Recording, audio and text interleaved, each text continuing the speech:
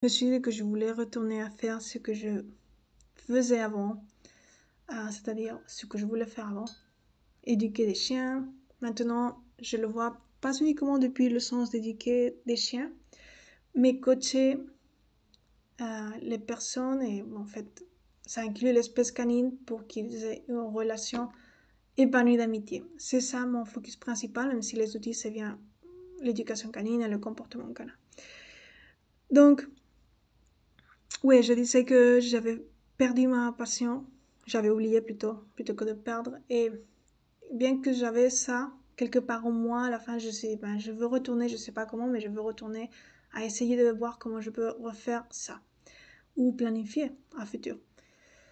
Donc j'ai pris ça dans dans ma vie personnelle. Ça a entraîné des changements parce que à cet âge, on se construit toute comme une idée de ce qu'on veut être en futur. Et à ce moment, c'était pas lié au monde canin, comme je vous dis. Eh ben, il y a aussi ce que tes parents pensent, c'est-à-dire, c'est vrai que mes parents avaient des grandes expectatives de moi au sujet, par exemple, mon père voulait que je sois vétérinaire parce qu'il était vétérinaire. Toutes ces formes d'être léal à la profession de tes parents, d'accord, ou ce que tes parents font, peu importe le secteur. Et je me suis sentie assez pressionnée de ça. Et donc, j'ai dû rompre assez des structures. D'accord? C'est-à-dire, j'ai dû laisser de côté l'université que je faisais à ce moment où que j'avais décidé d'intégrer de l'administration d'entreprise. J'ai dû dire à mes parents que je voulais pas être vétérinaire. Ça a été comme, j'ai vu leur tête et c'était comme une déception pour eux, je le sais. Et pour moi aussi à ce moment, parce que en fait, quand tu es un jeune enfant, tu parfois, pas toujours, mais comme je vous dis, j'avais pas confiance en moi. Grâce à l'école, je voulais bien que mes parents me tiennent, soient fiers de moi. Et je tenais pas en compte que le plus important, c'est que moi, je sois fière de moi, et pas la société ou la famille. Donc, ça, c'était comme rompre ces structures familiales et décider de voir comment je pouvais retourner à faire ce que je voulais.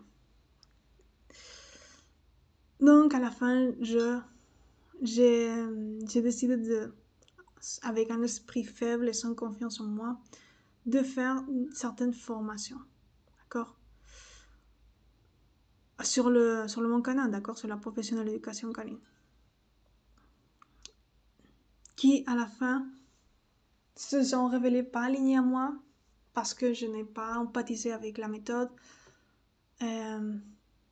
J'avais un esprit, quand je vous dis, sans confiance en moi. Donc, peu importe la méthode, si tu n'as pas confiance en toi, ton esprit est faible à ce sujet, tu vas pas exercer à 100% ta profession ou ce que tu fais. Et ça, c'est le début de mon histoire. Je vais laisser le déroulement, comment j'ai résolu ça, comme je vous dis, pour la formation en ligne ou peut-être pour d'autres podcasts. Je déciderai ça. Ouais, c'est assez fort de vous partager ça parce que c'est quand même... J'avais pas révélé certaines choses actuellement dans aucun de ni de mes réseaux sociaux de Wildheart. Donc, je suis quand même fière de moi de vous partager tout ça.